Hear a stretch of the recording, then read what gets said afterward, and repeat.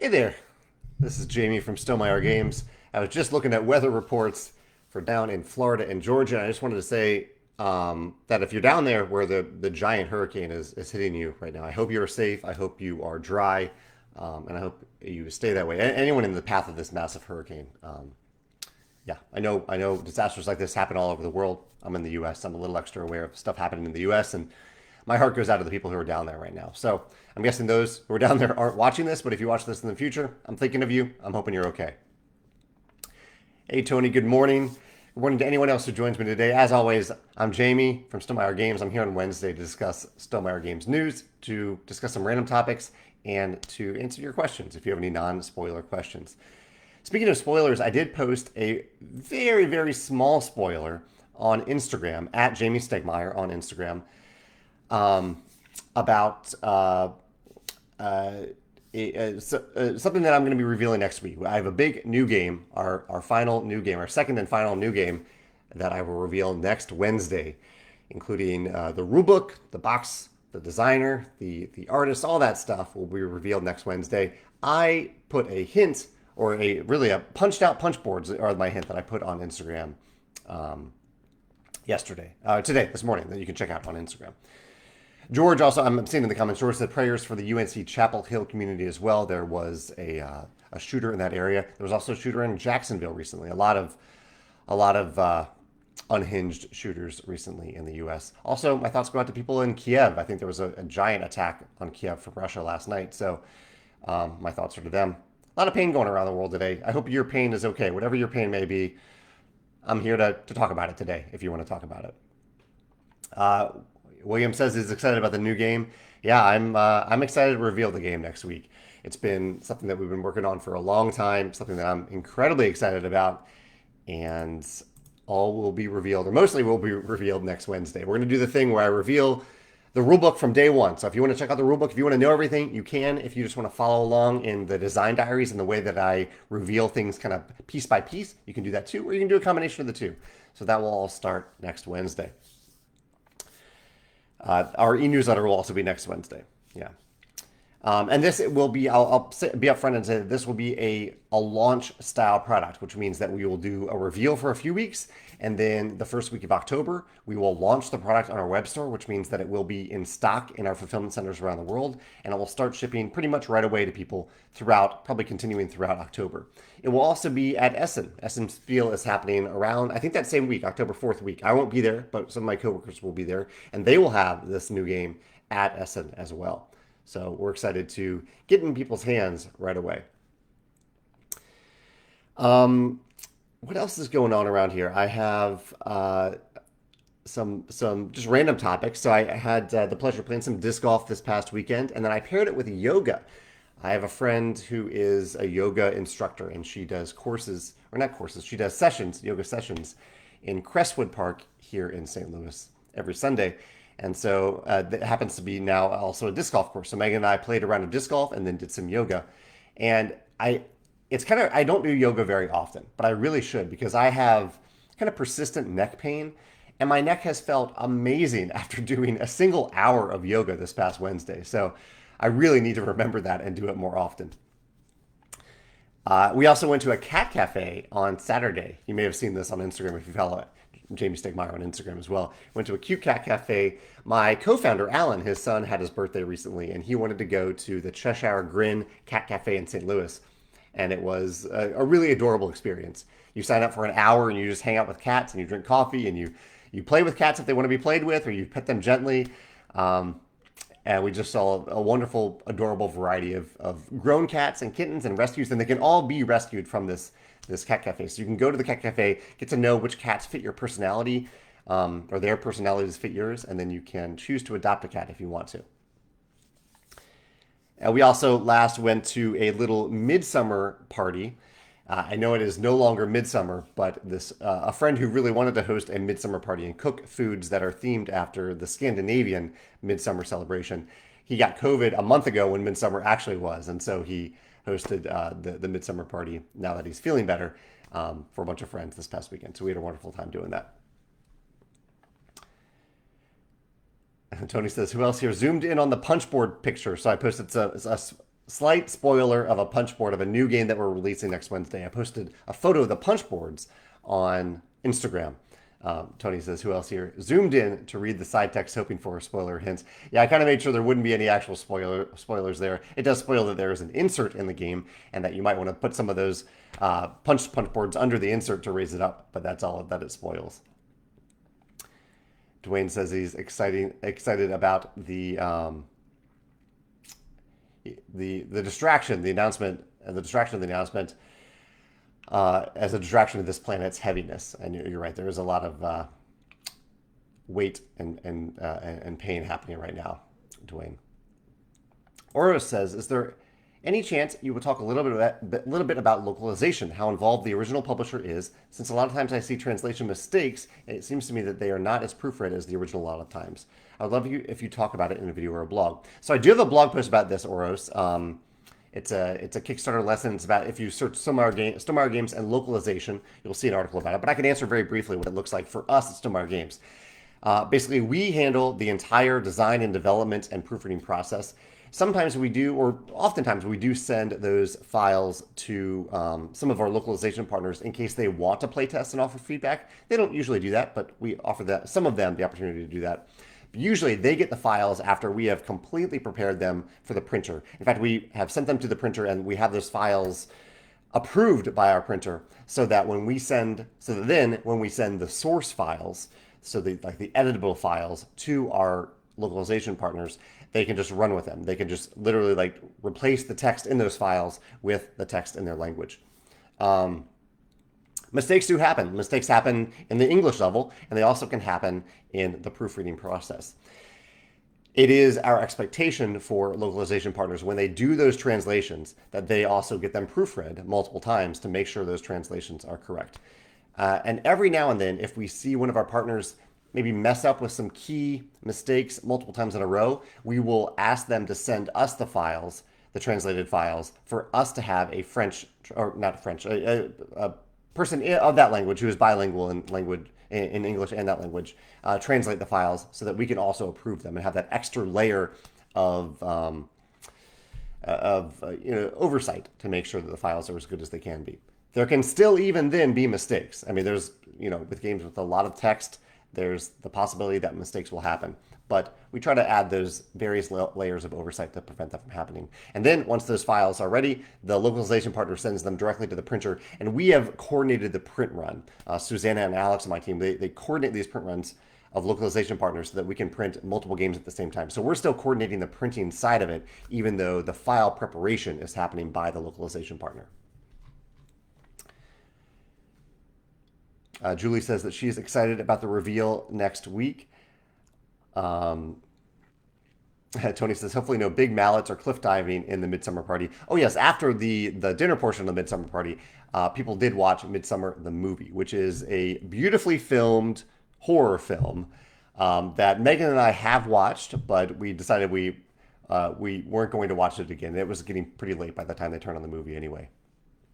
Steven says, did your flash sale simulate, I'm sorry, I always mess up those words, stimulate vision-friendly card sales? Steven ordered a deck himself. Yeah, we did a flash sale last week on the Wingspan vision-friendly cards, and Steven, it was very well received. I was really happy to see people go for the cards during that flash sale. The magic of a deep discount flash sale never fails really.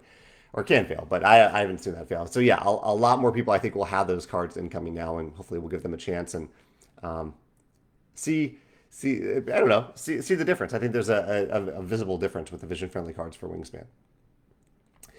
Kevin popped in and always is kind to ask about how Biddy is doing. Kevin, today is kind of a rough day for Biddy. So it's been an interesting week with Biddy. Biddy's my cat who has intestinal cancer. He's old. He's hanging in there. I'm trying to make sure his quality of life is high. He's in the kitchen right now because over the last few days, I have been cooking fish for Biddy. I've cooked cod and tilapia. No spices, just kind of broiling it. And he is loving it. That's why he's in the kitchen right now, because he finally has an appetite for something that he hasn't had for a few months. It is the only thing that he's eating right now. And unfortunately, this morning when I woke up, so Biddy sleeps with us for part of the night, and then when he's ready to go off into his own room, he comes in here and he sleeps on that mat right there. And unfortunately, this morning, I found a lot of throw up in here. And throw up is, it could be nothing. It could be just that he ate too much fish because he was really excited about fish yesterday. It could be his intestinal system shutting down from the cancer. And so that is one of the major signs that we're looking for. If there is a few days in a row where Biddy is not processing food and is throwing up, that means that the cancer has reached the time for Biddy. So good news and bad news for Biddy right now. You know, he's excited about food. He's eating food. He's getting those nutrients. But the throw up is not a good sign. Yeah. Thanks for asking about that, though. Dwayne has a question for everyone. I have a question for everyone, too, but let's start out with Dwayne's. Dwayne says, would you ever buy a game that required players to provide their own components to play?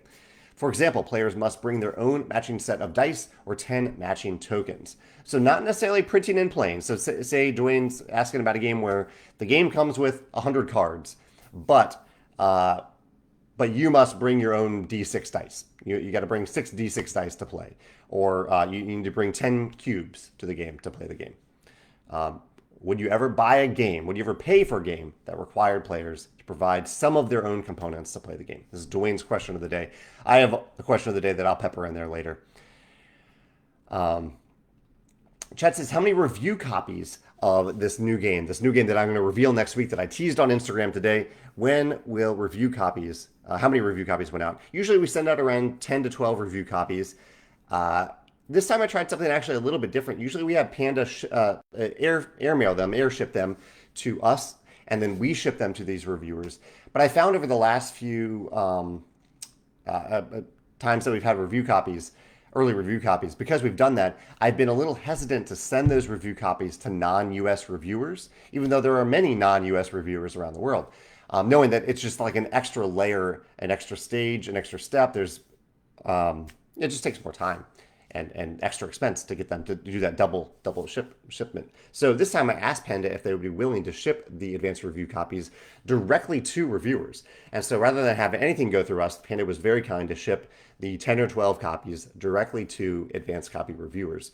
You can't talk about it yet. They can't even talk about that they have the game yet, but there are 10 to 12 advanced copy reviewers around the world who have this game, are playing it, or probably starting to play it. And however, that said, I like to give advanced copy reviewers at least a month to play and review a game. And so they're going to need the full month for this one. And so it won't be until a few days before the pre-order that will open up reviews for this particular game. Just because we're running maybe a little bit tight on the back end between getting those review copies out and when we'll actually have them at fulfillment centers ready for the launch in early October. Steven says, spoil Biddy as much as you can. Yeah, I'm spoiling him with this fish that he's enjoying. Thank you, Carl. Thank you, Chad. Yeah, thank you, everyone. Actually, Chad, I want to mention, Chad got to hang out with his new baby boy recently. Chad, how's that going? I know you spent some time, I think, over the weekend for a home visit. Did that go well? Hilda also has some love. Hilda down in Florida. Hilda, are you doing okay with the storm going through Florida right now? Steve says that his cat likes bonus food throughout the day. Maybe Biddy needs some bonus food. Oh, Steve, yeah. I mean, I'm giving Biddy little bits of fish all throughout the day. After I get off this call, I'll give him some food, some fish. Oh, poor guy. He's literally just sitting in the kitchen. I can see him off camera right now. He's sitting in the kitchen just waiting for me to open the fridge and give him more fish. George says, will the new game be individually numbered? Good question, George, because we do have a game coming out in 2024 that we didn't individually number. Usually we do that for first print runs. For that particular game, I decided not to do it because of the way the box art works. For this game, the one that we're announcing next week, the first print run will be individually numbered. Okay, Tony has an answer for Dwayne. Tony says, games where you have to buy or bring something to participate. He says, isn't that pretty much like Magic the Gathering or HeroClix? That's true, Tony. That's a good example. Like Magic the Gathering, you can't just play with a deck of cards. You need something to keep track of your life. You often need other counters as well to actually play the game. So Magic is often the exception to the rule, but that is a good example. Adam sending some love to Biddy as well. I appreciate that, Adam. Kevin as well. Julie says, to Dwayne's question, it would depend on how common the components are and if it's easy to sub in a similar component if you don't have the exact same item. In general, I want a game to have all the components, but I've also playtested an early version of a game where I had to provide my own standard dice, and that wasn't a big deal. Yeah, that's something that we often ask of playtesters. We don't ask playtesters to buy anything necessarily, but sometimes if they don't have any dice, they might need to buy some dice. But usually with playtesting, you can pull components from legacy games, from other playtests, from other games on your shelf. Usually that's pretty easy to do. Or if you play role-playing games, then you probably have some dice somewhere in your house. Corey says, my game is far enough along that I'm starting to look for an artist. So Corey, it sounds like you're designing and looking to self-publish a game. If you're not self-publishing, you don't need to look for an artist. He says, do you have any information to share and as far as pay range? So Corey, I do have a post that I highly recommend checking out. It's search Stonemaier game for the word 200 plus, 200 with a plus sign. The post is like 200 plus artists and graphic designers whose work I love. So I have a huge list of recommendations for people there. I also have some articles about pay rates. It really depends on the artist. I would recommend, in fact, Corey, I would recommend looking at my post about this because I have some very specific things that I recommend sharing with the artist when you're looking to work with them. Like you want to let them know the card size. You want to let them know if you're looking for a background or just a foreground. Like if you're asking for a character art, if you're just looking for the character or the character plus the illustration behind them. You also probably want to mention the number of illustrations that you're looking for them to make. And ultimately, I think you're looking for the artist to provide you a quote with their cost per illustration. The pay range can really vary vastly. You can go from $50 for a card. Some artists want to charge you $1,000 per card. I think that's unlikely that most companies can pay that, but there's a pretty big range there. I think for the most part, you'll find artists pricing cards in the $100 to $200 range. But for simpler line drawings, that can go down. They can go down to I don't know, $30, $40, $50 for a much simpler line drawing. He says in the comic book industry, there's a standard page rate. There's no such thing in the board game industry. Yeah. Garrett says that his cat, Garrett lost his cat as well to cancer earlier this year. I'm so sorry about that, Garrett. He says, I'm so grateful for the years of love and the lifetime of memories that he gave us. Yeah, I'm glad to hear that, Garrett. Yeah, it's I want to say it's tough to just say goodbye. I haven't had to say goodbye to a pet yet, so it's something that will probably happen pretty soon with Biddy. But yeah, I'm so grateful for him. Johnny says, answer for Dwayne, the only game I can remember that uses external components is a few cards in the game Quelf, Queulf, where you have to race certain items around the house to get a bonus spacer. If the household components are a meaningful part of the mechanics and rules, like Quelf, I think it's a great idea. I'd also appreciate if the purpose is environmental, like everyone has dice, so use your own, so we don't have to manufacture more. Oh, okay, so like environmental eco-friendliness, yeah. I think that's a valid reason, and also can keep price down. Hilda says that we're okay. We're under tornado watch until this evening, so it sounds like the hurricane is spinning off some tornadoes down in Florida. So we have our closet ready if we have to hunker down with the pups. Thank you for asking. Yeah, I hope no tornadoes show up at your house, Hilda. Chad says that his visit with his new baby boy went so well. He says it went so good with Owen. Thanks for asking. It looks like if all the legal stuff goes as planned, we will be bringing the little man home for good on September 10th. I'm getting emotional again, Chad. Yeah, I love this. I love that. Mark, oh man, this is going to be an emotional podcast. Mark says that he lost 2 cats last year around the same time. And that's so hard, Mark. And I've lost others over the years. It's always hard, even if you have warning and are never prepared. There's a good life lesson here somewhere. Though I've never been receptive to it. Yeah. Yeah, recently, some reviewers that I really appreciate and admire, Foster the Meeple, they lost their dog unexpectedly over the weekend. So, in some ways, I don't know if it's better or worse. I think to be sudden. I don't think it's ever good. There's never a good way to lose a pet. All right, we need to stop talking about pets a little bit so I can talk about other topics. Let me talk about a non-pet topic for a minute. Some blog posts I've written recently were about the bear and professional development. So I talked about that topic.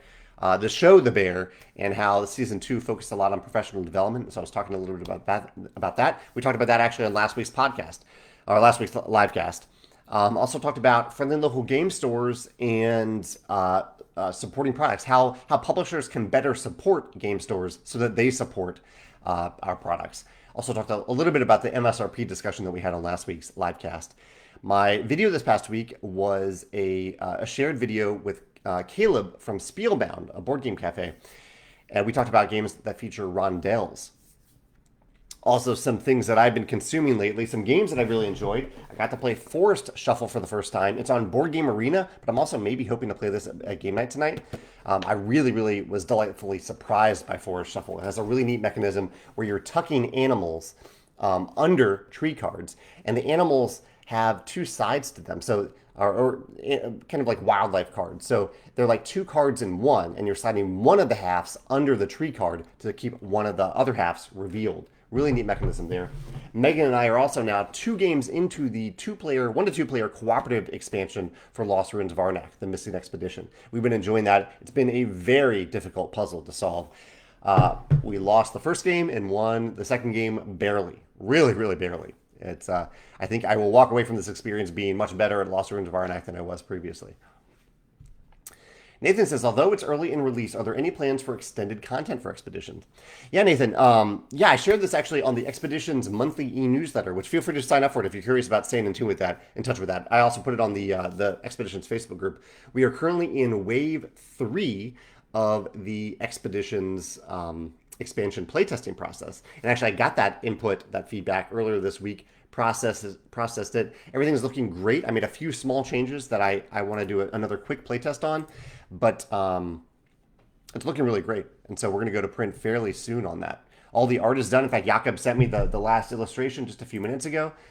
And everything's on. He just emailed me and said everything's on Dropbox. So I'm excited to start getting to work on typesetting and proofreading the expansion. And what that means for schedule is that we're probably looking at mid-2024 for an expansion for Expeditions. Carl has an answer for Dwayne. He says, for buying components, I like customizing or upgrading games, so the idea of having my own dice or tokens, I'd be okay with that. Yeah, that's interesting. Yeah, I think, that people do often upgrade their games, so I think that's a distinct possibility. Steven has an answer as well. Bring your own components. The only one I'm okay with is a pencil. No one uses those little golf pencils in the roll and write game, so leave them out. Yeah, that's true. I think it's an interesting place in board games where any game that requires you to write on a pad of paper, they don't really need to include a writing utensil, and oftentimes the one they include isn't all that great anyway to use. I think there are exceptions to that. There are games like Next Station, London and Tokyo, Sagrada Artisans that include colored pencils, which I don't think are as common as a pencil or a pen and need to be included in the game. Adam says, do you require stores to show your products in a certain way or at a certain eye level? I'm especially curious about this for new releases. You know, Adam, we have no control over that. No way of instituting a policy like that. So no, the best that we can do for at least online stores is provide 3D box images that they can use, or our 3D boxes look good. They can pull those from our web store. But when games are displayed at local game stores, we have no control over how they're displayed. I think that's very different than other industries where, like at a grocery store, a company might pay to have the end cap of an aisle, and they might require their products to be at a certain eye level. I think you're thinking through that lens, which is interesting. But no, that isn't the case in the game industry that I'm aware of. Sam has an answer for Dwayne as well. He says, I think if the price point reflected cost savings passed on to the customer and I already had the components, I wouldn't be opposed to it. If it were just to increase the profit margins for the publisher, I would not support that choice of the publisher. Yeah, so you have to, the price needs to reflect that if you leave out some components expecting people to bring them on in. And I think you also have to be very transparent about that, Dwayne, probably on the box of the game to say, these components aren't included. You need to provide these components. George says, do you know the historical podcast called Empire? I think I may have heard of it, but I haven't listened to it. He says, I highly recommend it if you enjoy history and would like to learn about lots of topics while working on or doing other activities. It has over 10 million listeners. I'm listening to it on my iPhone podcast. Thank you for the recommendation, George. Yeah, that is a category of podcast that I don't often tune into beyond Revisionist History, which is a podcast that I highly recommend. But yeah, thank you for the recommendation. I'll check that out. Currently, things I'm consuming other than games are, and other games that I didn't show here. I also recently played Death Road's All Stars and had fun with that, and also played Ark Nova recently at a game night. Just barely won Ark Nova. But things I'm consuming, I just finished the book Lords of Uncreation, which I think finishes the trilogy of the a series by Adrian Tchaikovsky, kind of a far future sci-fi spacefaring series called Lords of Uncreation. And I just started to read a book called My Murder, which is a lighter one-off book, as far as I know, about someone who was murdered and then their brain was, I guess, moved over to a new body. They were kind of cloned, and so they get to continue to live. And so they are trying to solve their own murder, which I think is interesting, or at least process their own murder and move on with their life. We're watching in the Stonemaier or the Stegmaier household right now, Stegmaier Cisco household. We're watching Ninja Warrior, and we're watching American Ninja Warrior. We're watching the show Ghosts at lunch. I'm still delighted by that show. And today we're going to watch Ahsoka. A new episode of Ahsoka dropped last night, so we're going to watch that today. Floatley said, oh, Gabor. Gabor is joining us from Hungary. Nice to be here live for once. I usually watch your videos on YouTube. Yeah, thank you for joining us live. He says, I was patiently waiting for the Hungarian edition of Expeditions, which was supposed to be available at the end of next month. But Delta Vision announced that the release date has shifted to November. I'm sorry for that. So instead, he ordered from the Stonemaier shop, and this will be the first original Stonemaier game in his collection. Oh, that's wonderful. Yeah, thank you for ordering from us. Do you have an estimate of when the game will be shipped? I'm asking because our wedding anniversary is the end of September, and it would be nice to celebrate with Expeditions.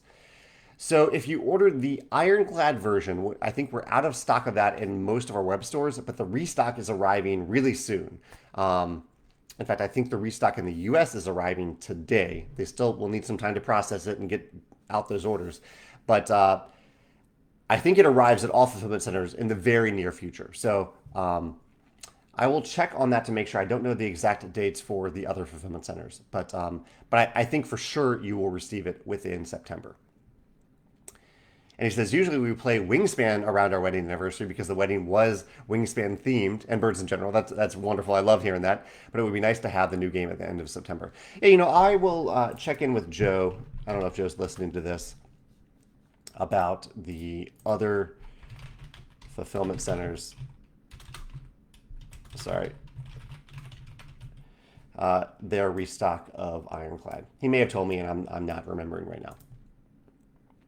Ivan says, I was wondering if you support national Wingspan tournaments. However, he's not in the U.S. We did for Settlers of Catan. Recently, we did one for Dune Imperium. Any thoughts on how to do one for Wingspan? So, Ivan, we are definitely not a tournament-driven company, but there are people who have run tournaments for our games. The only semi-official tournament guidelines we have on our website are for Scythe. But there are people who have run tournaments and have talked about it in the Wingspan Facebook group, so I think that's probably the place to go to talk about Wingspan tournaments. I know there are people who have experience with them. They can share how they ran those tournaments.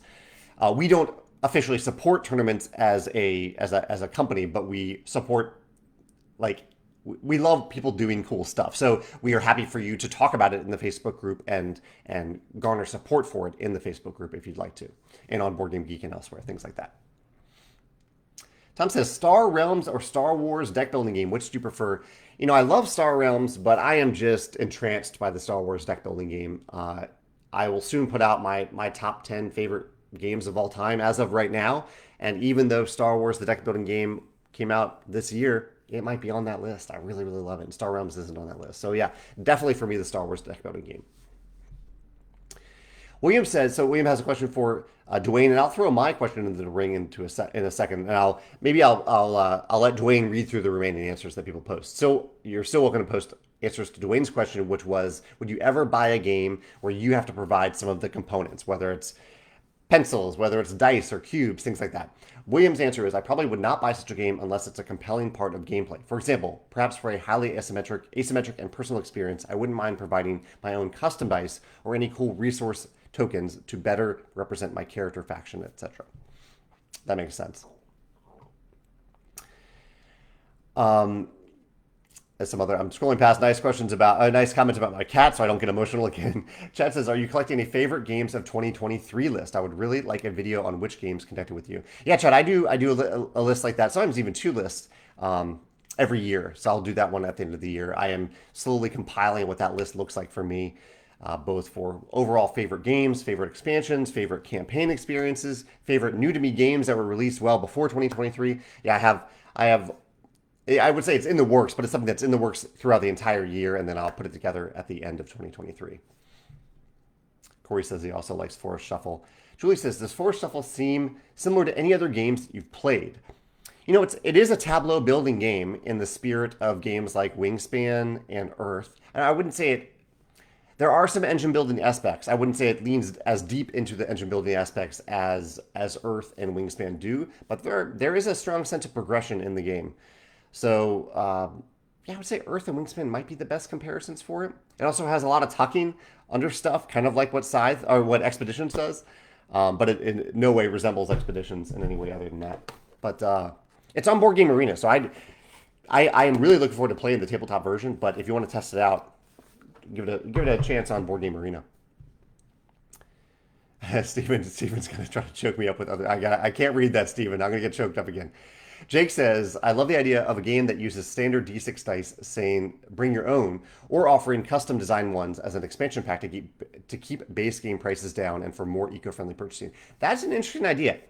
So the core game requires dice, but the dice aren't included. You say you can use any standard D6 dice with this game, but you have the option of buying, if you want, really special, pretty, beautiful, probably higher priced custom dice that you can include, that you can play with the game. I think that might go over well. There also might be some people saying, "Hey, if we need the dice, why wouldn't you include these with the game?" But I think the answer there, I think, is pretty obvious, that you would have to add those costs together for a higher price, whereas you're giving people the option for lower prices if you split them up. I think that's a neat idea. Tony has some comments about the pet too. He says, "It can be harder when you have to make the decision when it's time. I've always felt it's the contract you enter into the animal when you adopt them. They give you love their whole lives, and you have to be willing to let them go when the time comes." And yeah, I hear that. I've just never had to do it before. I got Biddy as a little kitten, little tiny kitten when he was 6 weeks old. I got him at the Humane Society here in St. Louis a long time ago, 16 and a half years ago. Okay, I'm going to scroll past remaining answers to Dwayne's question, because I'm going to pose my own question here, but feel free to keep answering Dwayne's question. And Stephen recommends the Silo series. My question of the day is, what is your favorite trick-taking, ladder climbing, or card shedding game right now? So games that use something close to a standard deck of cards, not necessarily that, but something close to it, and are in the spirit, the overall category of trick-taking, ladder climbing, or card shedding games. I have a video about this, but I am going to soon film a new video on this topic with a few special guests. I'm really looking forward to that, and I want to see how you're feeling about it. So I may take notes about your answers and include them as honorable mentions on the list. So think about that for a second. We've got 25 minutes left in the video. If you want to let me know your favorite trick-taking, ladder climbing, or card shedding game right now or of all time, let me know in the comments here. Patrick says that Ghost has a BBC version that differs a little from the American version. It's also a lot of fun. Yeah, I'm curious about the BBC version, Patrick. Do you know, we have like all the streaming services, or do you know which US streaming service we can watch the BBC version of Ghost on? Does anyone know that? Suzanne says that Ahsoka is very good. At least our house is enjoying it very much. Yeah, we really enjoyed the first 2 episodes, and we're looking forward to the 3rd one. Hilda's recommending, so I mentioned that Stephen recommended the Silo series of books, which I also thought the TV show was great. Hilda recommends Grady Hendrix as we're approaching a spooky season. She says, I was born in 81, and I love the 80s, 90s nostalgia in his stories. Do you have a recommendation for people to start out with if they want to start with their first Grady Hendrix book, Hilda? I'm not familiar with that author. Suzanne always plays Viticulture on her anniversary. I've had the pleasure of playing Viticulture with Suzanne Was it on your anniversary, Suzanne, or was it just a special occasion that you were in St. Louis? Okay. Oh, Joe. Joe is listening along. So Joe has an answer about Ironclad Expeditions and the Expeditions playmat. That's the new thing that's arriving at fulfillment centers. He says Ironclads and playmats have arrived in Australia and are arriving in the U.S. tomorrow. Soon for Canada and Europe, but no specific dates yet. So I still think it's reasonable for us to say that they will arrive soon and definitely arrive to pre-order customers within September for the person who asked that question earlier. Oh, Foldy says he only ordered the standard edition. Foldy, that one is actually in stock in all of our fulfillment centers, and so you should get a tracking notification by the end of this week, I think. So you should receive it next week. Okay, that simplifies things. I thought maybe you had pre-ordered the Ironclad edition. Mark's getting ready for a trip to Japan. That's exciting, Mark. What are you doing over in Japan? As you may know, I studied abroad in Japan, so I have a very strong affinity and love for Japan.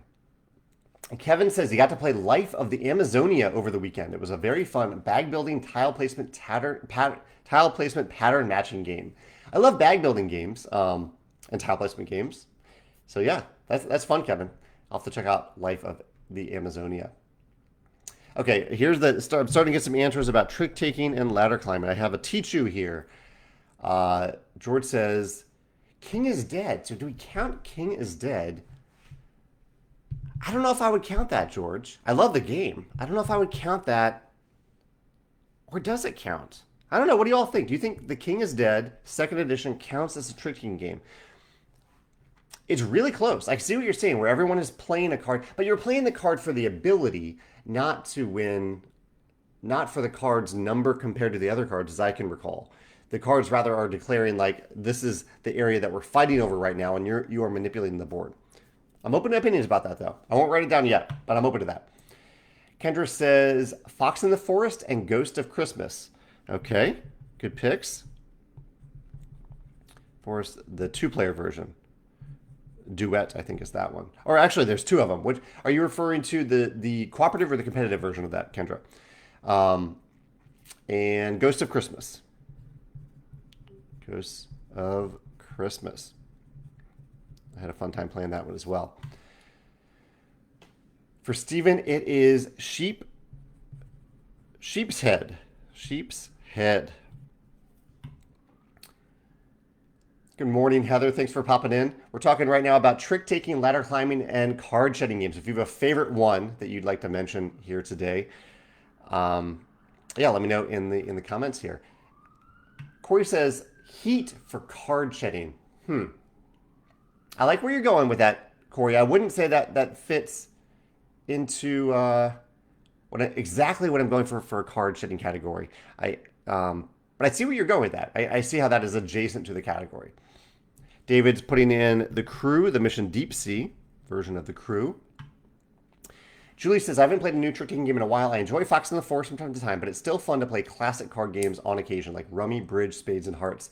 Well, what's your go-to classic, Julie? What, of those, if you could pick one of them to play more often than the others, Rummy, Bridge, Spades, or Hearts, which would you name? Nick says, I found a used copy of Euphoria with its expansion at his local game store. That's awesome, Nick, except there were some damaged, chewed-up cards. Was wondering how easy it would be to purchase extra copies of cards. So, Nick, if you let us know which cards are damaged on a replacement parts form, we're happy to replace those cards. We typically don't just replace entire decks of cards, unless we really need to. But if there's some specific cards that you need, just let us know. We'll take care of it. Kendra also mentioned Love Letter for card shedding. Ooh, do we want to count that? Maybe? I'll make a note of it. It's close. So typically what card shedding is when you're trying to get rid of your hand the fastest. I think that's typically what it refers to. So in the game, I don't know if you ever played like BS, where you put some cards face down and you say, here's 4 aces, and other people can call BS on you if you want. I think that's maybe a classic shedding game. Try to get rid of your hand the fastest. William puts in another vote for The Crew. I'll put a couple notches down next to that one. Chad says Cat in the Box. Yeah, Cat in the Box is a lovely game. That one's on Kickstarter right now, a new giant version of it. And he also says he enjoys trick-taking games that have in-game goals. And I prefer the type of trick-taking game that you can sit down with friends and play while also conversing. I like that too. Okay, Hilda's recommending a book recommendation, My Best Friend's Exorcism. That's a good book title. She also recommends Horror Store, which has an IKEA parody angle. That's interesting. For that one, I recommend the actual book. It has an IKEA catalog vibe. Okay, so getting like the paper version of the book instead of the Kindle version. My Best Friend's Exorcism. Kevin says Scout is his favorite. So Scout is probably the most famous card shedding game actively being played right now that I'm aware of. So Scout, yeah, gotta vote for Scout. He says Gap is also great, but it's more of a set collection game. I'm not familiar with Gap.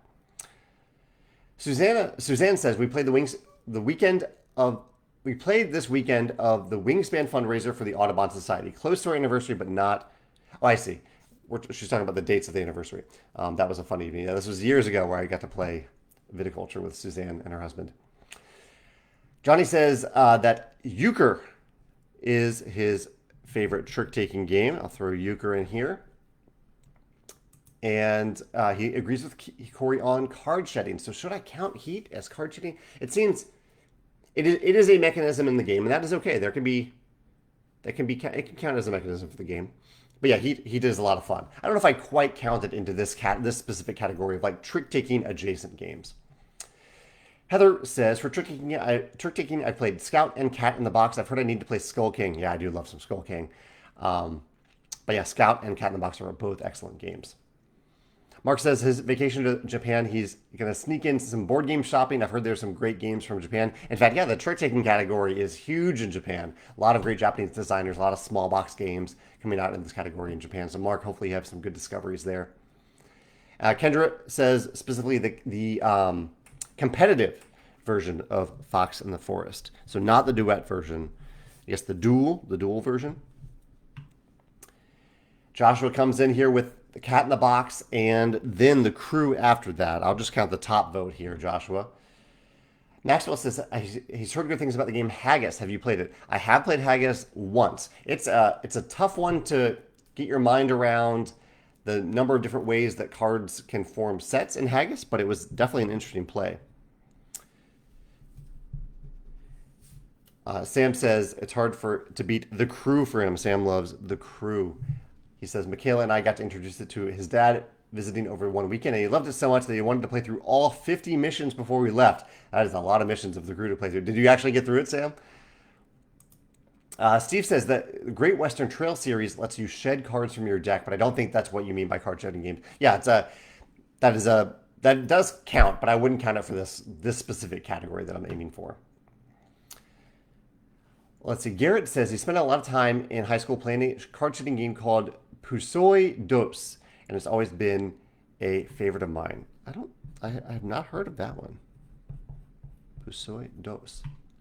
Jake's going with Cat in the Box and Nokosu Dice. You can guess the one who showed that to me. And Scout are all up there for him. I'll give you a few votes here, Jake. Nokosu Dice, that is a fun one. Oh, I need to mention, I don't know if it'll make my list. I'm only doing a top 3 list. But I really, really enjoyed the game Nirvana. I don't know if that has had a wide release yet, but that is a really clever game where you spend the first half of the game rolling dice and creating cards on your sheet of paper, and then the second half of the game is using those cards in a card shedding game. It's really cool. It's a little tough to teach, but once you know how to play, it's kind of magical. And Scout I'll mark down for Jake. Krista says 9 Lives was a fun trick-taking game. Yeah, 9 Lives is a lot of fun.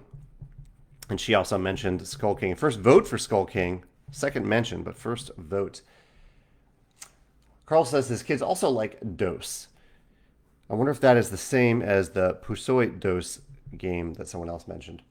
Nathan says, I picked up a trick-taking game at Origins that I'm enjoying right now. It's called Tome. Think of euchre, but the suits are elements that have themed abilities on each card. Tome. That's cool. I haven't heard of that one. And William says, we're going with classic trick-taking. Dominoes is my favorite of all time. Yeah, that's interesting. I hadn't thought about dominoes fitting into this category, but I'll make a note of it. Yeah. Steven says, I enjoyed your top 5 videos with guests on Sunday Sit Down. Are there more coming? So this one will be one such video. I think I am joined by 3 different guests on this one. So we're each just going to do a top 3, Steven. Steven, I know you're always great with commenting with your thoughts on these videos. If you ever want to join me for a video, we'll do a top 5 together. Send me an email. And send me a topic that you'd like to cover. I'd be happy to do one with you if you'd like, or you can just keep enjoying watching them too. No obligation at all there. Heather says Gap is good for card shedding, but not trick taking. That's fine. My favorite card shedding that I play with family is Phase 10. Not trick taking, but it's one that we play every time we hang out. I've heard great things about Phase 10. I don't think I've played it though, so I'll make a note about that. Phase 10 and Gap. Yeah, I don't think I've played Gap either. Tony mentioned 6 NIMT. That's a fun one. And Cover Your Assets. I haven't played Cover Your Assets, but I do love 6 NIMT. Always forget if there's an extra I in there. Maxwell also says he loves Euchre, so I'll put an extra vote next to Euchre over here. David says for classic trick taking, which is totally eligible for this, I grew up playing 42, which is also a domino game, similar to the one that that William mentioned a moment ago. Corey says, could card shedding be a game mechanism as well as a win condition? Yeah, I think so. Yeah, typically a game when I'm talking about card shedding, in terms of this element of the game, it's you get a hand of cards and you're trying to get rid of those cards as fast as possible. But that is often a win condition. Although many of those games have you play through multiple hands. 5-3-5 is another recent one that does that. Adam says he loves Skull King for trick-taking game. I'll make another notch next to Skull King. Take 5 works, almost a reverse trick-taking game, but that game is intense when there are limited options to place cards. I don't think I've played Take 5 yet that I can recall. Patrick says, President, aka Scum, aka Big 2. I created a version based on a business boardroom in which order of finish matters. That's interesting. Yeah, I don't think I'm familiar with this. I'm going to need more paper here. You all are suggesting so many games. Before I keep on going, because we'll use the rest of the time, I think, talking about trick taking, which is totally fine with me. I wanted to mention 2 quick things. I guess fun Stonemaier. One related Stonemaier thing. I had a fun chat with Jared on the 20-sided gamified podcast the other day. I think that chat will go live in the fairly near future. But we talked about it, and he has a recent episode about a conference here in St. Louis called the NASAGA Conference. It looks kind of like NASA GA, but it's really NASAGA. It's a conference centered around games and simulations, where my perception of listening to a podcast about it and reading a little bit on the website is that it is a place where you go and it's a small conference here in St. Louis where you go and play games and talk about games, like talk about game theory and game design, game mechanisms. Small conference, and it's happening on October 21st. It is possible that I might attend just for fun to see how it is, but if you are in St. Louis and want to check it out and let me know how it goes, feel free to check out the NASAGA website. It's NASAGA, one long acronym there. Their conference jumps from city to city. This year it happens to be in St. Louis in late October. So I wanted to give a shout out to that. So let's go back to trick taking, ladder climbing, and card shedding games. Joshua says Bottle Imp. I am going to start a new piece of paper here. Bottle Imp. I have not played Bottle Imp. Bottle Imp. Julie says, okay, her favorite classic one. She says, Shanghai Rummy is a nostalgic game for me. I played it with my late grandparents and still play it occasionally with family. I want to be better at bridge because I feel like there's a lot I can still learn there. But yeah, I'll mark down Shanghai Rummy as your top pick there. Again, I'm working on this list because I'm going to do a video soon where I talk about various favorite trick-taking, card shedding, and ladder climbing games. Johnny says, I agree with your heat clarification. You're shedding cards, but that's not the main point, and you're certainly not discarding as quickly as possible. Johnny, it's certainly a line to be drawn somewhere, because I think of a game like Brian Boru. I don't know if I'm pronouncing that correctly, but Brian Boru is a game that uses trick-taking as really its core mechanism, but the focus is on the board. So I actually would probably count that as a trick-taking game. Probably would, yeah. So that's where I was a little bit on the fence as well about The King is Dead, if anyone wants to make an argument for that being included. Joshua says his favorite card shedding game is Mystery Rummy Jack the Ripper. Yeah, I've heard that term Mystery Rummy, but I've never actually played a Mystery Rummy game. Rummy Jack the Ripper. Thank you. Carl says that Dose is a takeoff from Uno. Okay. Julie also says, as a kid, we played Tripoli, which is a card shedding game that starts with a poker round. That's fun. Merging poker and card shedding. That's a neat combination. Aramis is joining us from San Francisco. He says, "What are your thoughts?" Different topic here. We could talk about other topics too. He says, "What are your thoughts on a promo pack for Viticulture World? Since Charterstone is one of the episodes to play other Stonemaier games with event decks, could be cool. Loving Viticulture World as well as all your games." I'm so glad to hear that you're having fun with Viticulture World, Aramis. I think it is possible someday that we could come out with a promo pack. It would probably come from the designers, but it could come from someone else. I haven't seen many. Mostly I see games, fans of games posting their own ideas for promos, and usually that's a sign to me that fans are wanting that sort of thing. I have not really seen that from Viticulture World at this point, but maybe there's one that I missed, and I'm entirely open to doing that someday, doing a little promo pack of a new continent, maybe a new fictional, because you can really make any fictional continent for Viticulture World, putting that in the game. So I'm open to it, but we don't have anything in the works right now. So Sam confirms he did actually get through all 50 missions with his father-in-law of the crew. That's really impressive, Sam, over the course of a weekend. Jason says, "If I play Phase 10, it's more interesting if you let people approach the phases in whatever order they want." Interesting. I haven't played it all, so I have no context for that, but that's good advice if I ever get to play Phase 10, Jason. Corey from Blue Falcon Gaming is joining us near the end here. Joshua says, "Take 5 is another edition of 6 Nimmt." Okay, that's good to know. Mark says, "I recently played Tournament at Avalon, and I enjoyed its trick-taking mechanism." I'll note that here, Tournament at Avalon.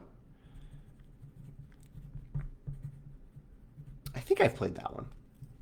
Also, Heather says, I finally played Wingspan for the first time on Twitch, and I wanted to mention it because I had the best time learning it. I played a lot of engine building games, but I loved planning out what I wanted to do. I'm so glad you got to try it on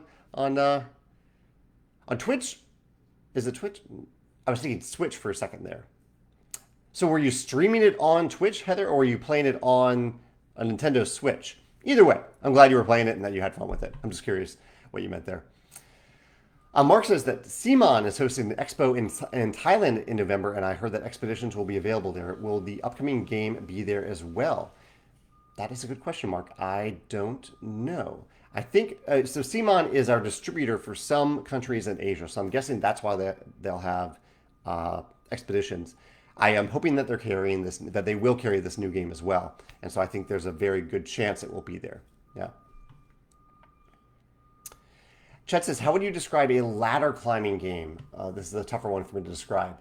What is an example of a ladder climbing game? So ladder climbing, I think it's often associated with card shooting. Correct me if I say this incorrectly, but ladder climbing, I believe, is if I play a pair of 2s, that the next player, if they want to play, they need to play something better than that. They need to play whatever the game determines is better than that, like a pair of 3s or 3 1s, or something that is better than that starting, whatever is the previous played set of cards. And I think typically ladder climbing, this is where I'm confusing it with card shedding a little bit, because that often overlaps with card shedding. But I think sometimes ladder climbing games only let each player play one card or set of cards into that pile, and then it's out, and they do it again and again.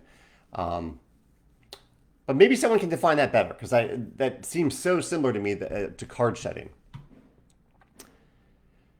Jake says Brian Burrow is awesome. I agree. I think it's really excellent. Brian Vincent also echoes that.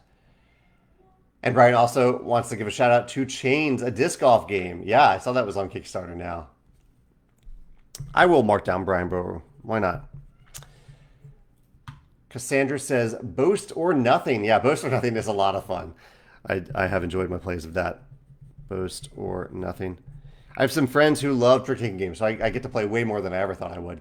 Patrick says, Hand and Foot is another trick-taking game that works 1v1 or 2 versus 2. Yeah, there's something in trick-taking games. They don't always work all that well at head-to-head. So it's neat when a game is able to do that. Steven says, please repeat what you said about a new game announcement. I missed the first 3 minutes of the stream. So on Instagram today, at Jamey Stegmaier on Instagram, I shared a hint of a new game that we'll be announcing next Wednesday. So next Wednesday, we'll reveal the name of the game, the designer, the artist. We'll reveal the full rulebook if you want to go through the rulebook. And I'll also start my design diary reveals of what the game is all about. But right now, I revealed punched punch boards for this game in a photo on Instagram at Jamey Stegmaier if you want to check that out. Okay, so Heather clarified she was streaming on Twitch. She played the digital version from Steam with two other people who helped teach and play. That's wonderful, Heather. Heather, if you want to share that link to Twitch, if you want other people to tune in and check out that playthrough, feel free to do so. You're welcome to post that link in the comments here. Brian says, speaking of ladder climbing, I think Scout is one. Yes, I would say Scout is. Well, that's where I get confused about Scout, ladder climbing and card shedding, because in Scout you are trying to get rid of all your cards. That's card shedding, but you're also trying to play better cards or a better series of cards than the previous player. So maybe a lot of those games end up having ladder climbing and card shedding in the same category. Steve says a ladder climbing example would be the game. Okay, oh yeah, I see that with the game. You need to play a better card than the previous player. Maxwell says, to me, ladder climbing games go round and round until a player passes twice in a row. Trick-taking games, everyone plays one card and that ends the trick. I've seen ladder climbing games like that too, Maxwell. I've seen Bridge City Poker, I believe, is the game where you each only get one opportunity to play into the hand, and the hand itself is, I believe, as I can recall, a ladder climbing game in itself. Okay, Lex says that they think that Scout is both a ladder climbing and a card shedding game. Cool. Tichu is ladder climbing. Tichu I have not played as far as I can remember, and that is, I think, one of the classic ladder climbing games. Euchre is trick taking. This is from Maxwell here. Simon says, would you ever design an app-driven game, something like Freelancers, Forgotten Waters, or Mansions of Madness? Simon, my general take on this is that I love when games use apps in really cool ways, but our focus is having people turn off their screens when they play games. So I think it would be pretty unlikely for us to require someone to at least have a lot of attention, ongoing attention on a screen. Also, if you do have an app in your game, then the release of the game can get heavily delayed by a developer, an app developer, operating a lot slower than you hope they would. So I think it's unlikely that I would ever design or even publish an app-driven game.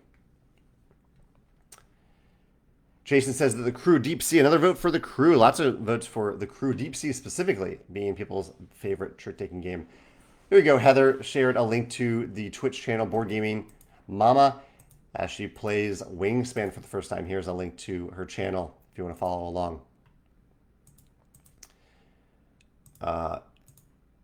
Thank you, Heather, for sharing that. She says, I'm going to try to get some people into an ongoing streaming playthrough of Charterstone soon. One of my favorites to introduce to people. And as you know, it's on Steam, it's on Android, it's on iOS. You can play it digitally as well. But the digital version is really pretty cute and adorable. Steve says, my girlfriend and I like playing board games that require zero screens. That is generally my approach as well, Steve. I am open. If a game uses an app in a really great way, and they've already done the work of getting the app to function as it should. Like I think most recently for me played Lands of Galzir that uses kind of an app. It's really just it's an app. It's a very light app, but an effective one. I'm open to playing games that use that, but I do like for the most part to turn off screens when I play games. Yeah, thank you so much for joining me today. I love this conversation. Thank you for the emotions that came up and letting me share those emotions with you. I really appreciate that trust and that vulnerability that you'll share with me. I appreciate that, and also sharing your thoughts, your picks, your game picks. I really enjoy these conversations. Yeah. So this has been great. I will be back next Wednesday with the announcement, a huge announcement, probably the second biggest announcement of the year with our new game that I'm going to reveal next Wednesday. I'll see you then. Have a great week. Have a great Wednesday. Enjoy Ahsoka if you watch it today. We're going to go watch it now. I'll talk to you later. Bye.